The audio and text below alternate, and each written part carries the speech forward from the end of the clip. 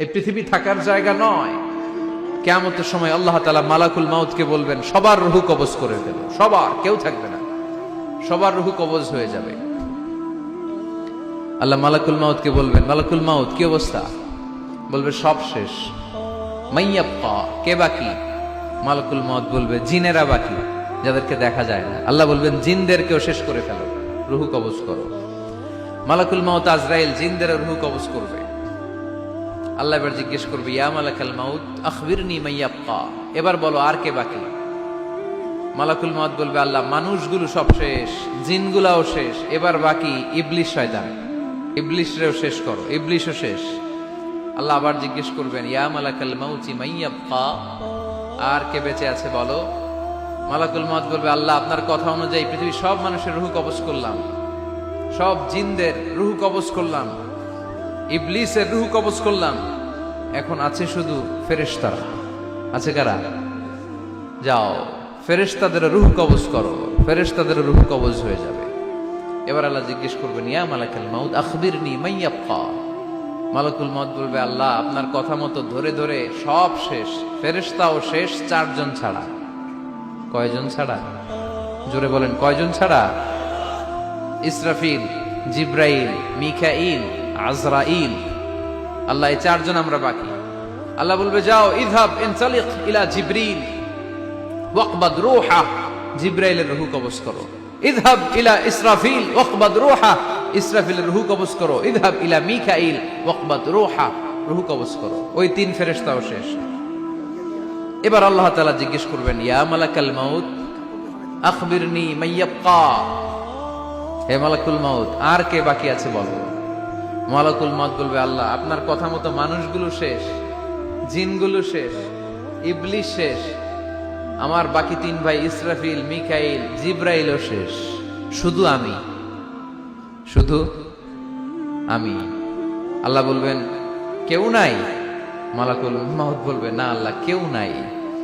এবার আল্লাহ তাআলা বলবেন, মালাকুল মাউত তুমি তো সবাই রে মারছো, এবার তুমি মরো, এবার তুমি মরো, তুমি মরো। শোনার সাথে সাথে মালাকুল মাউতের কাঁপুনি ছুটে যাবে, খিঁচুনি এসে যাবে ভয়ে। আল্লাহ বলবেন, কাঁপুনি দিয়ে তো লাভ নাই, কারণ কুল্লু নাফসিন যায়িকাতুল। রব্বুল আলামিন বলবেন, মালাকুল মাউত কেঁদো না, এটাই দুনিয়ার বিধান, আমি আল্লাহর দেয়া বিধান, এটাই জন্মালেই মরতে হয়। যাও, জান্নাত জাহান্নামের মাঝখানে একটা জায়গা আছে, জায়গাটার নাম হলো আরাফ। এই আরাফের মধ্যখানে যে দাঁড়াও, ওখানে যে মালাকুল মাউত কাঁপতে থাকবে।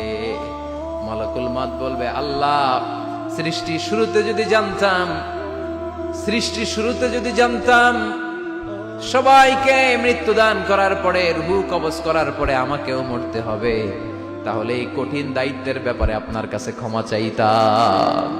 আজকে আমারও যে ভাগ্য বরণ করে নিতে হবে সৃষ্টির শুরুতে, আমি এটা কল্পনাই করতে পারিনি। আল্লাহ বলবেন, নো টক, মুত, ইয়া মালাকাল মাউত, মর, মরে যা, মুত, মরে যাও। বলার সাথে সাথে মালাকুল মাউত এক বিকট চিৎকার হাঁকিয়ে মরে যাবে।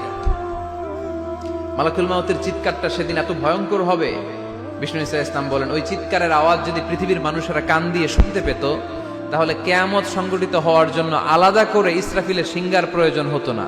ওই চিৎকারের আওয়াজে প্রতিটা মানুষ কানের পর্দা ফেটে ওই জায়গায় লাশ হয়ে পড়ে যেত। এবার ডানে বায়ে সামনে পেছনে উপরে নিচে কেউ নাই, একজন ছাড়া। জোরে বলতে হবে, তিনি কে? আল্লাহ তখন পৃথিবীকে একটা ডাক দিবেন, বলবেন, ইয়া দুনিয়া আইনা আনহারুকি, এই পৃথিবী তোর নদীগুলো কোথায়? ইয়া দুনিয়া আইনা আশজারুকি, এই পৃথিবী তোর গাছগুলো কোথায়? বটতলা। ইয়া দুনিয়া আইনাল জিবাল, তোর বড় বড় মাউন্ট এভারেস্ট পাহাড়, আলাস্কা পর্বতমালা, আলপস পর্বতমালা, এগুলো কোথায়? তুর পাহাড় আজকে কোথায়? ইয়া দুনিয়া আইনাল মুলুক, রাজা বাদশারা কোথায়, যারা ক্ষমতার দাপটে পা জমিনে ফেলতে চাইতো না? আইনাল জাবাবেরা, অত্যাচারী স্বৈর শাসকগুলো আজকে কোথায়? কোথায় আজকে? কোনো আওয়াজ নাই। আল্লাহ তখন হুঙ্কার দিয়ে বলবেন, লিমানিল মুলকুল ইয়াউম, who belongs the kingdom today. Allah চিৎকার দিয়ে বলবেন, আজকে ক্ষমতা কার? আওয়াজ করে বলেন, সেদিন ক্ষমতা কার?